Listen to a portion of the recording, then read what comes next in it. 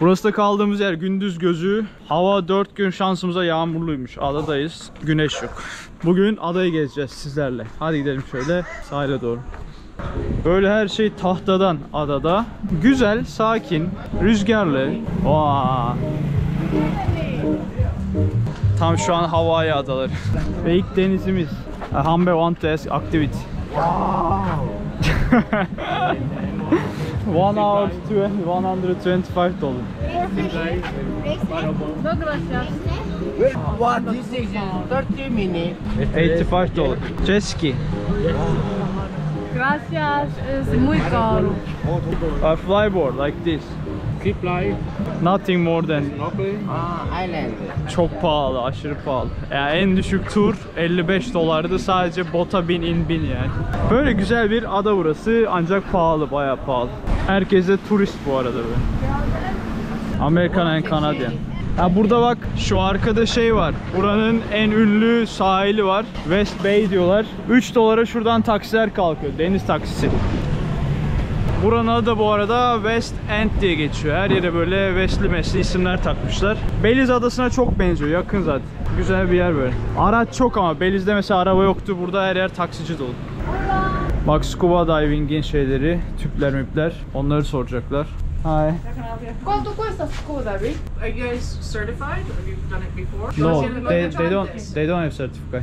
Inglés o español mejor? Inglés mejor. Okay, so what we do, we can do what's called Discover Scuba. So it's like a one day thing where we do a little bit of theory, a little bit of shallow water, and then we go on and then if everything goes well, we go on a dive. That's $100 plus tax per person. Wow. One So that's dive. yeah. And How that's, many hours? Plus tax. that's what most of the day, like from like 8:30 to 2 almost. 8:30 to 2. So yeah, so because you got to do several things, a little bit of 4 or 5 classroom, a little bit of shallow water practice, and then a dive, right? So if you don't have certification, only That's what you could. That's the option. Yeah, that's the This option. is only the option if you don't have a If you're not certified. Utila Island is more cheaper, no? Very similar. The prices Similar. are very similar. So snorkeling, we can take snorkelers on our boat when we go to. Right now the conditions are not good, so we're not doing it. But normally it's $15, including all the equipment, and we can send somebody with you. So- 1.5. 1.5. 15. So for snorkeling, that includes all your equipment. We go out on the boat. We usually send you with somebody that can, like help you, guide you around a little bit. But we only do that when it's good and we're diving here, which today it's not. So what about tomorrow? Medium possible. I would say the following day. would Only be the better. weather should be The good. weather should be better, but 2 days not late. perfect tomorrow. So Tomorrow. yeah, It's gonna be better than today. it's better. It's gonna be better than today, but not perfect still. Gracias. Thank you so Alright. much. Thank you, bye bye. Böyle hava bozuk. Buradaki iş yerlerinin çoğu da gördüğünüz gibi Amerikalı, Kanadalı. Ablamız çatır çatır İngilizce konuşuyordu. Bak böyle bileklik satan abiler de var burada yol üzeri. Bayağı turistik. Ondan. Daha alan var mı şu an için bilmiyorum yani. Covid'den dolayı biraz bitmiş buralar. Ama herkes turist yani böyle. Adada yaşayan yerli azdır. Ama toplam adanın nüfusu da 100.000 dediler. 100.000 kişi toplam adada yaşayan. Turist, yerli, herkes dahil. Honduraslılar. Bu arada ada bildiğiniz gibi Honduras'a bağlı. Cookies. Böyle tatlış yerler var. Turistik tabii hepsi. Roatan yapımı bak. Lastiklerden adam şey yapmış. Koltuk güzel. Böyle adanın dibi sonu mu diyeyim ne diyeyim ya, ada işte.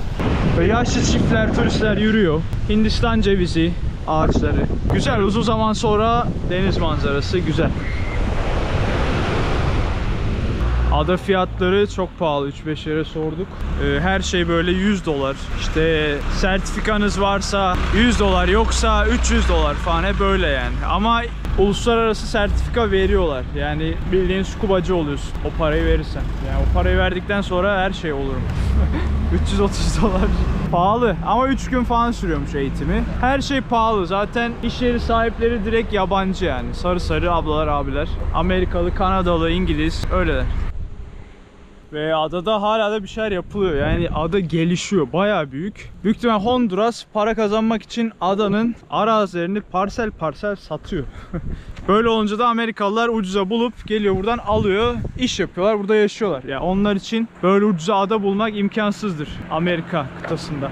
Ancak burası yani güzel, özel bir bölge. Karayip Denizi'nin adaları gerçekten güzel. Tahmin edebiliyorum yani burada yaşamanın güzelliğini. Çünkü Belize'de de biz gidince bir mutluluk soğukluk, bir böyle temiz hava, bir böyle deniz havası, dalgalar falan güzeldi.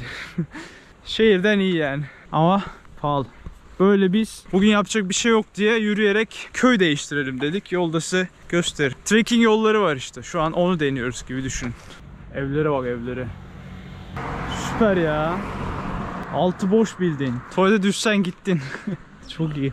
Tabelalar çıktı araçlar için. West Bay, Flowers Way.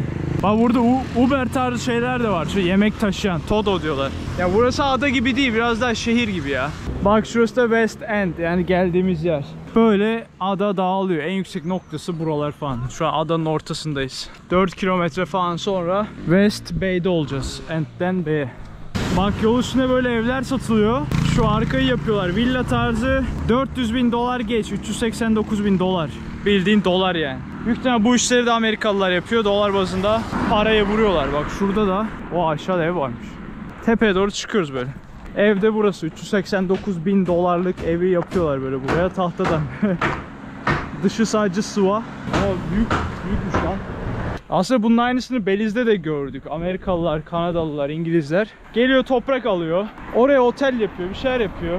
Sonra burada yaşıyor, para kazanıyor oradan. Yani onlar için çok basit bir şey. Yani basit derken emeklilik hayali yani. Bir adadan parça toprak alıp orada yaşamak. Böyle yaşıyorlar. Tabii çalışanlar Honduras. O otobüs varmış lan. Bak buraya da yapıyorlar. Yeni evler. Bak sahibi Amerikalı, ortada görüyor musun? Beyaz bir abi. Buraya yapıyorlar böyle evleri. Sonra satıyorlar. Honduras bayrağı, arkada okyanus manzarası, süper. Yine bir resort reklamı. Beach Resort. Biraz kırılmış. Deniz gözüküyor buradan. Karayip Denizi. Yani evi, çok evi fazla. Bak evleri yeni yapıyorlar. Her yerde yeni evler gördük böyle. Amerikalılar yapıyor. Tabii bazı yerlerde batmış böyle, başlanmış, bitmemiş. Böyle harabe olmuş. Deniyorlar işte, deniyorlar burada. Burası biraz uzak yani, buraya gelinir mi araçla falan? Bir de yol üstü, ses vardır. Bilmiyorum. Burası da Honduras değil, Amerika. Doğru. Burası Honduras değil, Amerika. Amerika ve Kanada. Fiyat bile Amerika. Aynen, yani o dolar geçiyor yani, hesap et. Ve Costa Rica'nın, Panama'nın da böyle olduğunu söylüyorlar. Özellikle Costa Rica gerçekten Amerikalılar tarafından ele geçirilmiş. Göreceğiz onu da. Nikaragua'da Çinliler tarafından. İlginç bir olay var orada. Belize de biraz Çinliydi. Yani marketler falan çok Çinli vardı. Burada yok mesela. Hiç Asyalı görmedik. Sadece 3 Koreli var, o kadar. Bak adanın Central Amerika'ya bakan kısmı, adanın da Atlantik Okyanusu'na bakan kısmı şu aradan ufak gözüküyor. Oraya doğru böyle okyanusu açılıyor. Burası da Amerika kıtasına doğru ilerliyor. 5 kilometre. 5 kilometre böyle ada, 5 kilometrede böyle ada. Güzel bir ada. Baksana manzaraya ya, çok güzel yapmış. Aracını bırak buraya, yaşa, izle manzaranı, piyano çal içeride, bir şeyler yap. Tek başına yaşa. Bak, house for sale. Manzara için en güzel evi. Hmm. Gördün mü? Satıyorlar buraya, aynen. En güzel manzara burayı sanırım ya. Gördüğümüz bayağı iyi. Çok güzel yapmış buraya. You can even see that side too. Şu evin tepesinden şurayı da görürsün. Adanın öteki tarafını da görürsün. Müthiş bir manzarası var o kısımdan. Tabii fiyatı da ona göre pahalıdır. Vaa, kartal süzülüyor valla. Avını arıyor. 6 kilometreden gözleri. Neyse, belgesele geçmeyeyim. Ama adada golf resortları falan da varmış ya. Yolda bu. Yine satılıyor şeyler. İnanılmaz. İlginç bir ada yani. Şurada bir de şöyle bir durum var. Mesela Amerika'da emekli olan insanlar yakında ucuza nereye gidiyor? Güney Amerika ya da Orta Amerika. Kanada'ya gitmiyor. Orada pahalı. Hemen dedim, niye Koreliler, Çinliler, Japonlar buralara gelmiyor? Dedi ki bizim Filipinlerimiz var dedi. Niye gidelim ki? Daha güzel dedi. Doğru. Koreliler, Japonlar da Filipinlere, Güney Asya'ya gidiyor. Avrupalılar nereye gidiyor? Karışık. Her yere gidiyor.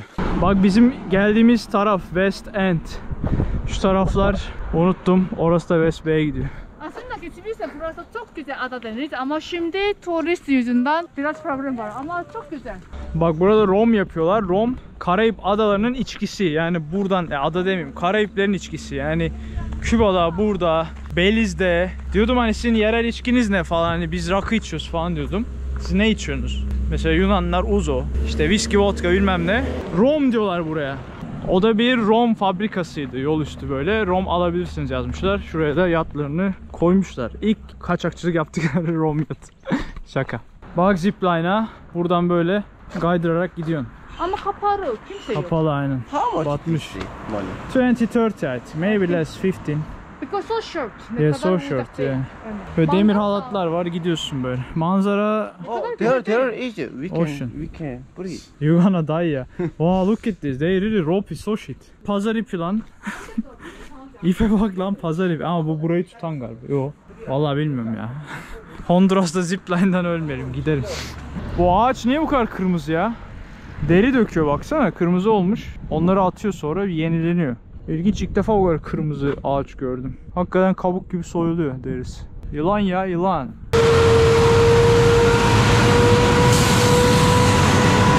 Taş toprak taşıyor ya. Görüyor musunuz? Adada kamyon. Bir başka tema parkı, zipline'lı. No. Maymun yapmışlar böyle. Ama her şey kapalı şimdi. Bak şurada bir bölge var. Farklı bir yol böyle aşağı iniyor. Burası adanın zenginlerinin yaşadığı yer. Ve burada genelde güvenlik oluyor. Ve fakirleri, burada yaşamayanları almıyor. Yani özel bölgesi adanın. Zaten yazmışlar oraya da. Ada sakinlerinde bekliyor. For high class and tourists. Aynen, zengin turistlerin kaldığı yerler. Baya zengin abi. Golfe gelenler falan. Burası da golf. Ben anlamıyorum, nereye yapıyorlar bu golfleri ya. Ormanın içinde 3-5 ağaç kesiyor. 3-5 dediğim bayağı 300-500 bin belki de. Böyle yapıyor içeriye. İnsanlar da geliyor, golf oynuyor. Ada zenginleri. Amerikalılar, Kanadalılar. Her yer Amerika, Kanada bayrağı dolu. Yerli iş yerleri özellikle. Böyle yani biz de buralıyız gibisinden. Bayağı turist avlıyorlar. O bahsettiğim güvenlikli yerler burada. Bak bir tane Honduraslı abi insanların koruyucusu içeride. Private. Bak burası da özel bölge. Büyük ihtimal askeri, devleti bir şeyler olabilir. Güzel yerleri kapmışlardır, vermiyorlardır Amerikalılara. Zengin politikacılar. Bak konteynerları görüyor musunuz? Bunlarla yapıyorlar böyle özel teknolojili evleri. Amerika'dan çat yolluyor adam konteynerini. 10.000 dolar, 20.000 dolar. İçine de basıyor malzemeyi. Böyle yolluyor, güzel yerler yapıyor. Tabii sadece Amerika'da değil. Paran varsa Türkiye'den de yollarsın. Ama masrafı çok olur. Zaten o yüzden böyle adadaki şeylerin fiyatı değerli. Mesela yemeklerin 2 kat olması. Çünkü burada öyle tarla, arazi, kapalı ürünlerin, paketli ürünlerin fabrikaları falan yok. Gemilerle getiriyorlar. O yüzden o ulaştırma masrafı içine dahil oluyor. Fiyatın 2 kat oluyor öyle de. Biraz da kar, komisyon derken. Mesela dün bir araç tarafından gece eziliyorduk. Dördümüz birden böyle yürürken. Bir dip dibeyiz. Araç o geri çat az daha vuruyordu. Hemen çektim Heyon'u falan aradan. Diğerleri de kaçtı. Hemen yanımızdaki motora vurdu. Sonra bir velvele ortalık. Sahibi geldi motorun. Vay efendim sen benim motoruma vurdun. Bu motor ne kadar biliyorum. Külüstür görsen. Biz işte dedik ulan şerefsiz bizi öldürecekti bilmem ne. Zaten Koreliler kıpırdamıyor. Zannediyorlar herkesin gözü açık. Kimse onlara çarpmaz falan. Ben böyle hani şey yapıyorum, kaçılın diye. O adam 500 dolarlık olmuştur yani dün gece. Biz Allah'ından bul dedik, gittik. Sarhoştu çünkü gecenin bir yarısı. Dün bir de pazardı, içmişler. Adam zaten burası Honduras anasını satayım. Adam da zengin gelmiş buraya. Yani birini öldürse bile verir 1000 dolar çıkar aradan yani. Burada dedim ya, burada canın kıymeti yok arkadaşlar. Hani kendinizi kollayacaksınız. Öyle burası Kore'ye benzemez. Yok Kore'de çünkü bir trafik kazasında adam sana dokunsun, hatta kavga et, tartış, adam seni itsin böyle 100 dolarlık, 1000 dolarlık, 5000 dolarlık oluyorsunuz direkt. O yüzden Kore'de Heyon'a mesela bir sefer başına gelmiş, araç kaza yapmış taksici, başka aracı çarpmış. Heyon da boynu sarsılmış böyle ama hani çok abartılacak kadar değildi diyor. Gittim doktora, işte doktor öğüt vermiş Heyon'a. Bak böyle bir kaza geçirdin, parasını al hani bırakma demiş. Heyon işte birkaç uğraşmış, direkt 10.000 dolar mı ne para almış yani. Bir de doktor masrafları falan ücretsiz, devlet karşılıyormuş falan. Karşı tarafa yıkıyorlar yani, hatalı olana yıkıyorlar tüm masrafları. Böyle yani burası o tarz ülkelere benzemez. Burada yani adam çarptı motora, ezdi, parçaladı, 500 dolar attı, çıktı aradan. Bize çarpsa, bacağımıza kırsa diyecek al 1000 doları çekil. Yani biz Honduraslı olsak kabul ederdik. Ancak tabii bacak 1000 dolar etmez. Bize lazım. O yüzden kendimizi kollayacağız yani. Milyon dolar da etmez. Kimse kusura bakmasın. Burası AVM. Görüyorsunuz. Şehirleşti. West Bay. Burası da oteller, resortlar falan. İnternette burası çok ünlü. West Bay adanın en güzel yeri, şöyle böyle falan. Cancun'a çevirmişler yani, direkt görüyorsunuz. Binalar yükseldi. İspanyolca hiç yok. İspanyolca kimse konuşmuyor. Yani yerlisi bile İngilizce konuşuyor bizle. Yani hiç param dolardı, onu lempirası çevireyim de işte dili öğreneyim de falan gerek yok. Bas doları, gel buraya, yapıştır her yere. Param varsa gez. Öyle bir yer. Yine de yapılanıyor yani, bayağı yükseliyor binalar. Abi acayip büyütmüşler ya. Resort yani, içeride havuzlu, kahvaltılı, akşam yemekli falan. Çok hani çok Honduras'ı yani böyle Koreliler de bilmiyor. Türklerde de ilk gelen benim büyük ihtimalle Honduras'a. Başka Asyalı yok yani ülkede. Hani bilmiyoruz ama Amerikalılar, Kanadalılar burayı hakikaten ele geçirmiş ya. Hani çok başka bir yer. Baksana eczane. Eczaneye bak. Abi şuraya bak ya. Bizim bulunduğumuz yer daha sakindi. Burası iyice coşmuş ya. Bunu bir Amerikalı yapmıştır, kiralıyordur mesela böyle yerleri. Görüyor musun? Hakikaten Amerika'ya çevirmişler burayı. Literally US ya. 1 dolara pro diyorlar ama hiç inanmadım ben şu an buraya. Çok merak ediyorum gerçekten 1 dolar. Bence değil. Bak böyle ablamız da bir şeyler satıyor. Niye? Çünkü zengin, turistik. Ve sanırım ilginç işler de dönüyor burada. Böyle bir cıbıl ablalar falan köşelerde bekliyor. Var öyle şeyler. Outbox saymıyorum zaten. Onlar Amerika, Kanada işi. Burada ucuza alıyorlardır. Karayipler'de. Ve burası sahil kısmı. Burada abimiz ananas satıyor. Güzel. If we don't say wait. What else? Other one? Okay, go. Really? Just swim with panty.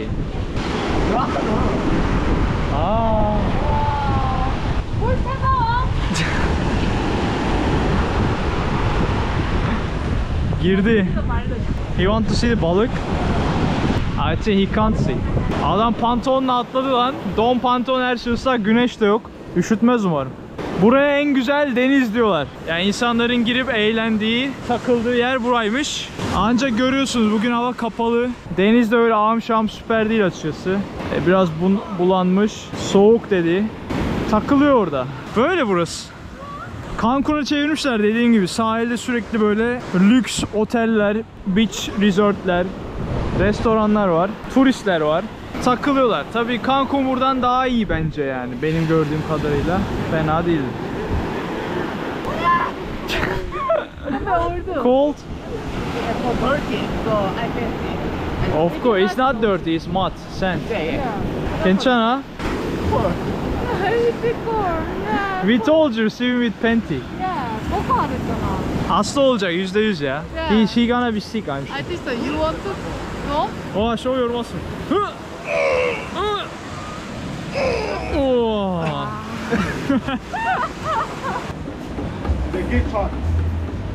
Donuyor şu an. Donumu vereceğim büyük ihtimal, onu giyecek. I think he can use. But after that we should wash. I think so. Of course. Okay, deal. Güzel. Karayip Denizi sıcak, şey dedi, su daha sıcaktı dedi şu ana göre. Doğru. Karayip Denizi sıcak oluyor. Evet, aslında bugün üzerim için hava ne kadar güzel değil. Çok kötü hava üzerim için. Bu arada bu siyahi abiler de ot soruyor. Çekemiyorum onlar sorunca çünkü laf diyebilirler. Ayıp da zaten. Yasak. Gerçi yasak mı bilmiyorum. Belki serbesttir burada. Sonuçta Amerikalılar takılıyor burada. Direkt ot diyor yani adam. Satıyor. Yasak ama Amerika çok seviyor. Abimiz kokonatı ayıklıyor, hemen satıyor. Tanesi 5 dolarda. Direkt sahilin dibine kurmuşlar ha böyle şeyleri. Bunlar var ya gecelik 100 dolardır ya. 100 dolar, 150, 200'dür belki de. Güzel bir şey benziyor aslında içi de. I think $200 per night. Doğru. Ödeyen ödüyor ama yani Amerika, Kanada zengin. Geliyorlar. Hiç uğraşmıyorlar. Denizse deniz, 2-3 gün takılıp gidiyorlar. Yine sarhoş ve aşk yaşayan Latin Amerikalılar. Şurada da bizim Hamle. Yo, they're friends. They're a good friend. Yeah. Bak buraya da geliyor o deniz yosunları. Abimiz temizliyor böyle teker teker. Karayip'in ana problemlerinden biri. Bak içerisinde böyle güvenlikli abilerimiz koruyor orayı. Bak şunlar. Burası şu evlerin plajı. Şans işte, kapalı bir gün denk geldi böyle. Yüzem yok. Soğuk. Yani şurada durduğum yerde üşüyorum ya. Esiyor çünkü okyanus bildiğin. Bu taraf Atlantik ya. Evet, görüyorsunuz bayrakları. Honduras tepede böyle bir şeyi var, gururları var. Amerika, İngiliz, Brezilya var, o ilginç. Ve bir de El Salvador. Brezilya niye var? Çok Brezilyalı zengin turist var. Brezilya'da bayağı zengin var bu arada. Yani ekonomik durumları kötü ama zengin zenginleşiyor. Fakir fakirleşiyor ondan. Seviyorlar Brezilyalı turistleri. Brezilyalılar da yani parası olmasa bile eğlenceye para veriyor yani. Onun da bir etkisi var. Ya burası daha çok terk edilmiş ya. Böyle hani yukarıda yaşayan sahipleri var ancak altlar kapalı, bak ip çekmiş bırakmış yani. Koca yere. Covid'den dolayı kimse gelmiyor buralara da. Bu arada Honduras zaten yeni böyle açılmaya başladı. Orta Amerika açıktı ancak böyle kapatayım, PCR isteyeyim, aşı şey olsun falan derken karışıktı durumlar, daha yeni rahatlıyor yani. Şuraya bak, wow, it's very disgusting anne ya. Şuraya bak. Bu su tabii biraz yükselince seviye karışıyor böyle gidiyor.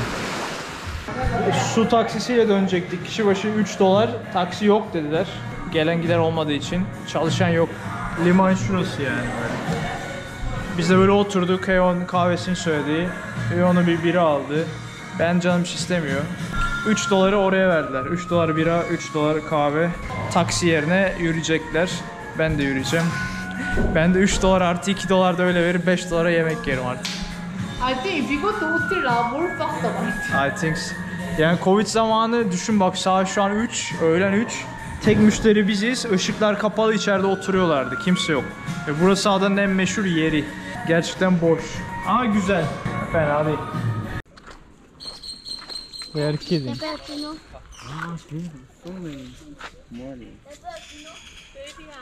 Çina. Rusya'na, Koreana. Çocuklar dalga geçiyor. Ayakkabıları bile yok lan. Çıplak ayakla yürüyorlar böyle. Ada hayat. Lav atıyorlar. Çino. Disgusting. Kushi Pokya. Ah. Go to ocean. What? Kusuyor. 선배야. I'm sorry for you. 아근데 burası da bok 같지. That's what, look at that. Yeah.